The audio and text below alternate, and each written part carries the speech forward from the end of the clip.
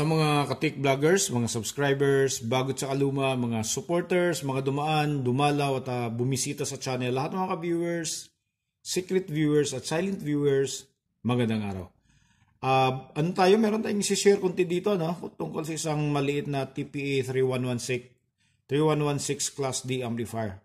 So itong klase na amplifier na to, dalawang ano to, meron siyang isang board na walang ganito, walang potentiometer, walang volume.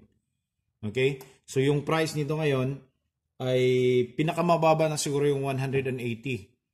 Hindi pa kasama yung delivery nun.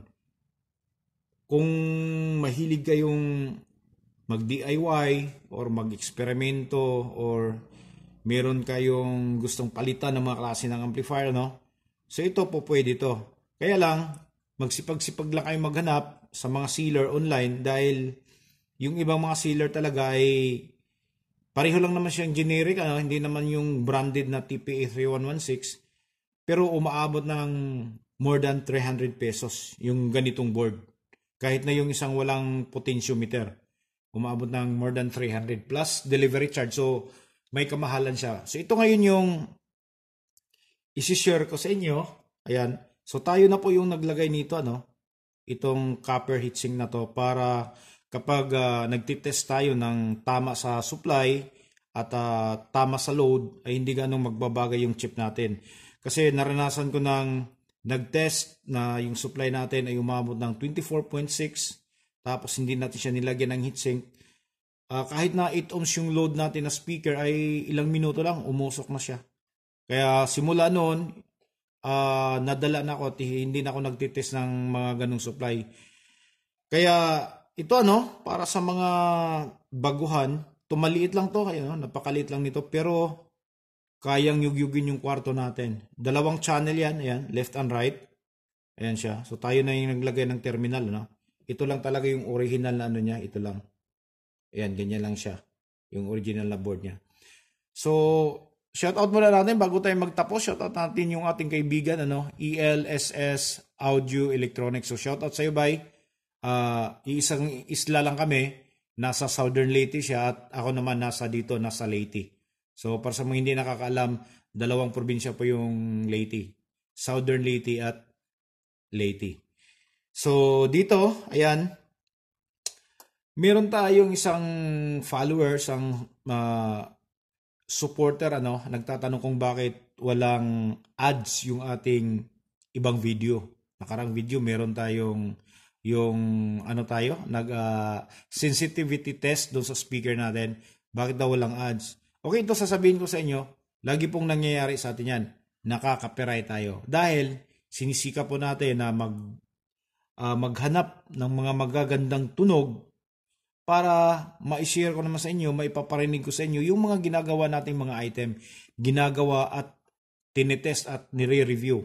Halimbawa na lang yung mga amplifier na ginagawa natin, nire-review, pre-amplifier, tune control, equalizer, ano pa ba, speaker, at dividing network or crossover network. So yun yung mga ginagamitan natin ng mga tunog, ano? Yung mga item na yan, ginagamitan ng mga tunog. Tapos sinisikap natin maghanap ng yung maganda talagang quality na tunog. Kaya hindi po natin inaano yan kung makaka-copyright tayo o hindi. So madalas talaga nagka-copyright tayo. Pero ang ginagawa natin ay hindi ho natin binubura yan, hindi natin ini-edit kapag bago pa lang. Kasi gusto nating ma-share, gusto nating mapakinggan doon sa talagang mga follower natin na kapag mayroon tayong bagong upload ay pinapanood at pinapakinggan nila agad. So yun yung ginagawa natin. Ini-edit natin yan siguro mga after 3 months. Doon natin yan ini-edit dahil sigurado naman tayo na yung nakasubaybay sa atin ay nakapanood na. Okay? So doon natin yan ini-edit, kinakat natin yung copyright, pinapalitan ng music o kaya minumute. Yun yung ginagawa natin. Pero sa mga bagong content natin, so wala tayong pakialam dyan, no? Kung wala tayong kikitain dyan, yung naman talaga yung target natin na ma-share natin kung paano tumunog o paano mag-perform yung mga item natin. So katulad na lang nito, itong maliit na to, wala tayong sound test ngayon na gagawin. abangan nyo yung kasunod na video natin. Dahil doon tayo magtitest ng buong tugtog. Buong tugtog yung titest natin, tatapusin natin yon. Tapos, kung gaano kaganda tumunog to nung sensitivity test doon sa ginawa nating speaker, mas papagandahin natin to yung tunog pa dahil gagamitan natin siya ng professional portable ano ba tawag nito? Mixer gagamitin natin. Portable studio mixer yung gagamitin natin. Tapos yung speaker na ipapadrive natin dito ay isang professional high sensitivity speaker.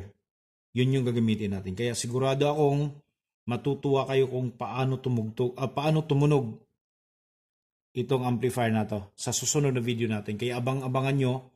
Sigurado tayong copyright yon pero wala tayong problema. Importante may share natin sa inyo kung ano bang meron itong maliit na TP3116 Class D amplifier na to. Okay? So hanggang dito na lang siguro tayo. Ulitin ko, abangan nyo yung kasunod na video natin at buong kanta yung paparinig natin sa inyo. Okay, so maraming salamat. God bless at bye-bye.